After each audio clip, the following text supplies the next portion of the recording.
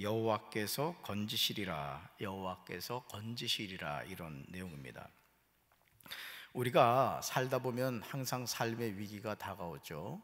그런데 그 위기가 내 힘으로 해결할 수 없는 그런 문제들이 참 많습니다. 사실은 그래요. 뭐 내가 해결할 수 있는 문제라면 문제도 아니죠. 그렇죠? 자, 그런데 그런 위기의 상황에 항상 두 갈래 길이 존재합니다. 두 갈래 길이. 첫째, 하나님을 의지할 거냐, 아니면 사람을 의지할 거냐, 이런 부분이죠. 여러분이 속회 공가를 통해서 이제 그 대표적인 경우가 나왔습니다만은, 지금 예루살렘이 아수르 왕 사네립의 공경으로 이 존폐 갈림길에 있는 상황이란 말이죠.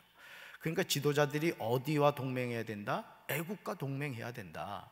너무나 지혜로운 선택이죠. 우리가 삶의 위기를 당했을 때 가까이 있는 사람을 의지하는 게 낫지, 눈에 보이지 않는 하나님을 의지한다고 주여 주여 해봐요, 진짜 죽여주는 거지. 그래서 대부분의 사람들은 어떻게 해요? 애국과 동맹하려고 합니다. 사람을 의지하려고 하죠. 자, 그런데 하나님을 믿고 의지하는 신앙에서 출발하지 않는 모든 것은 실패할 수밖에 없다는 거예요. 따라합시다. 사람을 믿지 말자. 사람을 믿지 말자. 결국 우리는 누구를 의지해야 되느냐? 하나님을 의지해야 된다라는 거예요. 할렐루야. 자, 그래, 질문 볼까요? 질문. 역경 속에서 구원의 은혜를 받기 위해서는 어떻게 해야 합니까? 라는 거예요. 여러분, 우리 삶에 이 역경이 참 많잖아요. 그럴 때 구원의 은혜를 받기 위해서 어떻게 되느냐? 첫째가 찍습니다. 사람의 힘과 능력을 의지하지 말아야 합니다. 네. 이스라엘 백성들이 아수르 위협에서 벗어나는 유일한 방법이 애굽의 말과 병거와 마병의 도움을 받는 것이라고 확신을 했습니다. 뭐 당연하죠. 당장 눈에 보이는 것이 그것이니까. 그렇죠? 자, 그런데 하나님께서는 뭐라고 말씀하시느냐? 얘들아, 애굽의 그 병거, 마병, 군사들은 너희 도움이 되질 않아. 거기 의지하면 안 돼. 이제 이 말씀을 하신 거예요. 우리가 이 세상을 살면서 급하다고 사람을 의지하고 인간적인 방법을 쓰고 하면 금방 되는 것 같죠. 근데 하나님이 허락하신 역경, 하나님이 허락하신 어떤 삶의 문제라고 한다면 하나님 안에서 해결받아야 될 줄로 믿습니다. 할렐루야. 그래서 믿음의 사람은 눈에 보이는 육체인과 능력이 아니라 하나님의 무한하신 능력을 의지한다는 거예요. 그래서 여러분, 우리는 문제 없는 인생을 꿈꾸죠. 목사님, 저는 그냥 평안한 삶을 살면 좋겠어요. 이런 이제 소원을 누구나 갖고 있습니다. 그러나 바꿔 말하면 내 인생의 고난과 역경이 많다는 것은 누구를 가까이 해야 된다는 얘기예요. 하나님을 가까이 하면 어떻게 돼요? 모세가 40주 40야를 하나님과 함께 지냈더니 어떻게 됐다고 그랬어요? 모세 얼굴꽃들에 광채가 났다 했다는 거죠. 다시 말해서 인생의 고난과 역경은 우리 육신적으로는 너무나 싫어요. 그런 문제가 없었으면 좋겠어요. 그러나 그 문제로 말미암아 하나님을 가까이 할 때 우리에게 어떤 하나님의 은혜가 임한다? 능력이 임하고 믿음이 굳세진다 이거예요. 할렐루야. 그래서 우리 갓난 아기를 낳으면 산모들이 하는 게 뭐예요? 보건소 가가지고 예방접종 놓는단 말이에요. 여러분, 예방접종 놓는다는 게 뭐라고 그랬죠? 병균을 아이 몸에 넣어주는 겁니다. 왜? 그 병과 싸워서 이길 수 있게 하기 위해서 그런 거예요. 하나님이 우리를 사랑하셔요, 사랑하셔요? 예. 여러분, 하나님이 여러분 사랑한다는 거 믿으세요? 뭐 믿어, 잘 삐지면서. 그러니까 여러분, 내 삶에 고난이 다가온다. 무슨 사인? 하나님을 더 가까이 하면 되겠구나. 아멘? 앞으로는 그렇게 해석하시기 바라요. 자, 두 번째 볼까요? 둘째, 역경 속에서 구원의 은혜를 받기 위해서는 어떻게 합니까? 라는 질문에 둘째, 같이 읽습니다. 하나님의 약속을 믿어야 합니다. 아멘. 하나님은 예루살렘을 보호하고 지키겠다고 약속하셨어요. 여러분, 예루살렘은 어떤 곳이죠? 예루살렘, 하나님의 택한 백성들이 사는 장소란 말이에요. 그럼 누가 지키겠어요? 하나님이 당연히 지켜주시죠. 또 시온산은 약속의 땅이라고 했고요, 예루살렘은 하나님의 성읍이에요.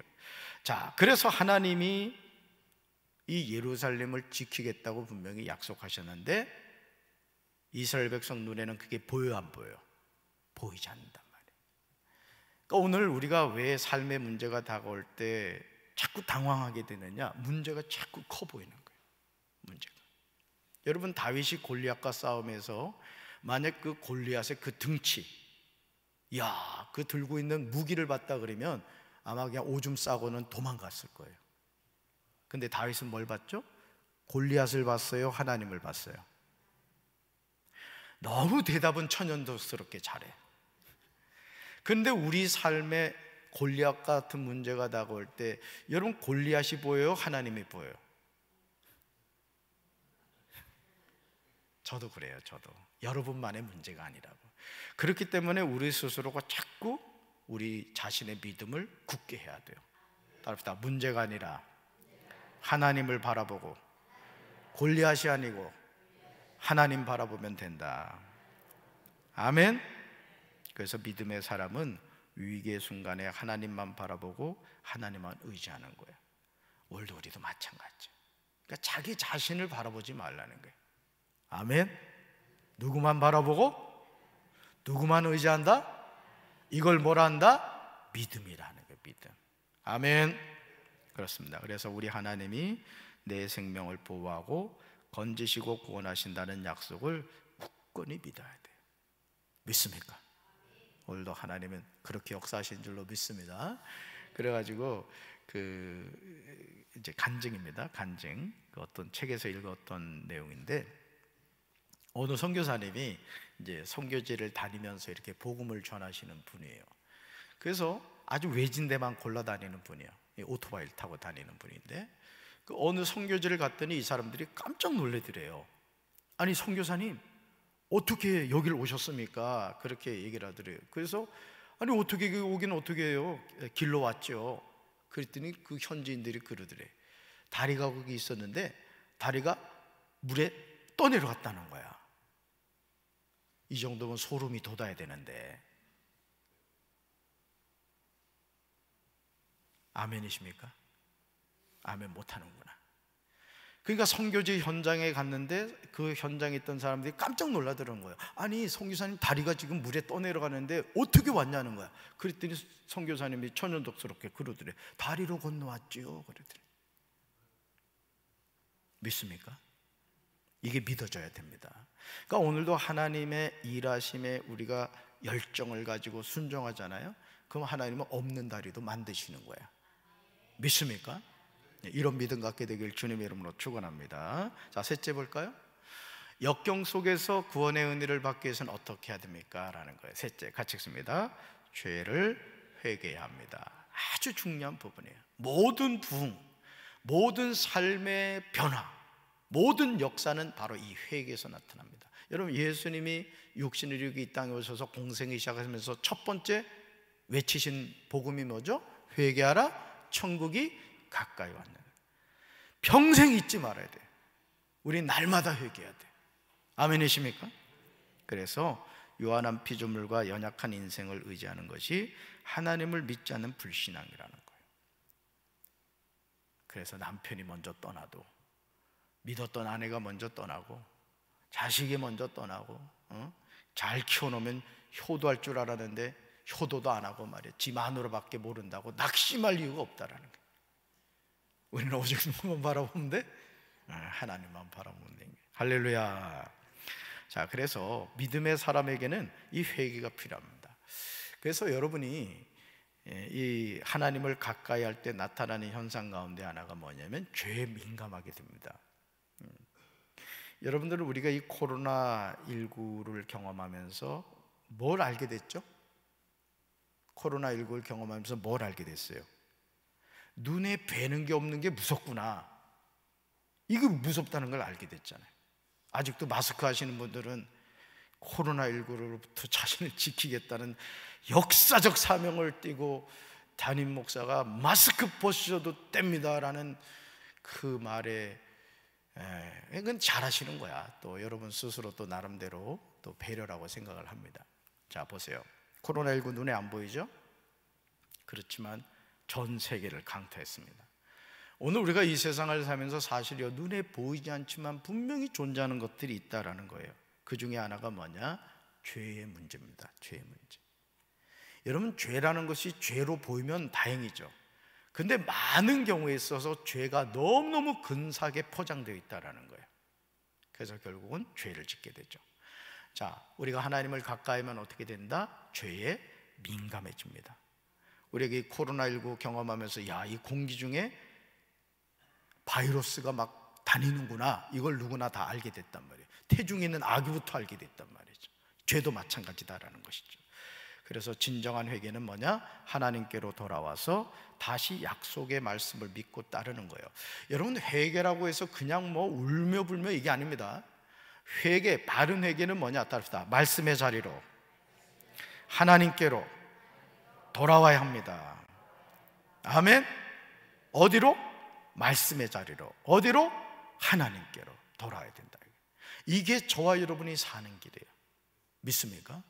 그래서 여러분들이 신앙이 좋다, 믿음이 좋다, 이게 뭐냐? 회개를 잘해야 되는데, 그 회개를 한다는 것은 뭐다? 어디로?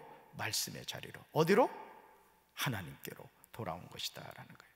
그래서 회개하지 않는 사람은 반드시 멸망한다는 사실을 유념해야 돼요. 그러니까 여러분이 오늘도 이 밤에 나와서 이렇게 같이 찬양하고 말씀 듣고 기도한다는 건 축복입니다. 하나님이 여러분 사랑하세요. 믿습니까? 그래서 위기의 순간에 있다면 더욱더 하나님을 찾고 만나고 하나님의 능력과 역사를 구해야 한다는 거예요. 그래서 여러분 이렇게 생각하세요. 앞으로, 목사님, 저는 왜 이렇게 문제가 많은지 모르겠어요. 거꾸로 말할까요? 하나님이 여러분을 너무너무 축복해 주시고 싶은 거예요. 제가 방금 창세기 읽다가 왔는데, 여러분 야곱의 삶에 12아들 낳아가지고 말이죠, 아내 4건을이고 야곱의 삶을 보세요. 하루도 평안한 날이 없어요. 그렇죠? 그렇지만 그 야곱은 누구예요? 아브라함의 하나님, 이삭의 하나님, 야곱의 하나님이에요. 자, 무슨 뜻이죠? 언약의 자녀라는 거예요. 하나님의 자녀는 문제가 없을 수가 없습니다. 근데 중요한 것은 뭐예요? 문제 속에서 누구를 만나면? 하나님을 만나면 승리하게 될 줄로 믿습니다. 그래서 여러분 자신의 가정에, 또 여러분이 하는 일에 어떤 문제가 생길 때 이렇게 생각하시면 돼요. 하나님 가까이면 되는구나, 하나님 앞에 무릎 꿇으면 되는구나, 하나님께 부르짖으면 되는구나, 이렇게 여러분 확신을 갖고 믿음으로 승리하는 우리 성도들 되기를 주님의 이름으로 축원합니다. 오늘도 하나님을 향한 이 굳센 믿음을 가질 때 살아계신 하나님이 우리 사랑하는 성도들에게 축복하시고 축복 주실 줄로 믿습니다. 아멘. 가슴에 손 얹겠습니다. 하나님 아버지, 우리가 이 세상을 살면서 문제 가운데 살아가고 싶은 사람이 누가 있습니까? 야곱의 삶을 돌이켜보면 야곱은 험악한 세월을 살았다고 고백했습니다. 주님, 내 삶에 고난과 역경이 있다고 낙심하지 않게 도와주시고, 하나님을 가까이 하면 되는구나, 하나님을 의지하면 되는구나, 나의 죄를 회개하고 하나님께 엎드리면 되는구나, 이 믿음의 고백을 통하여 하늘문이 열리게 하옵소서. 우리 사랑하는 성도들에게 영권과 물권과 인권의 복을 주시고 하나님의 큰 축복을 내려 주시옵소서. 예수님 이름으로 기도합니다. 아멘.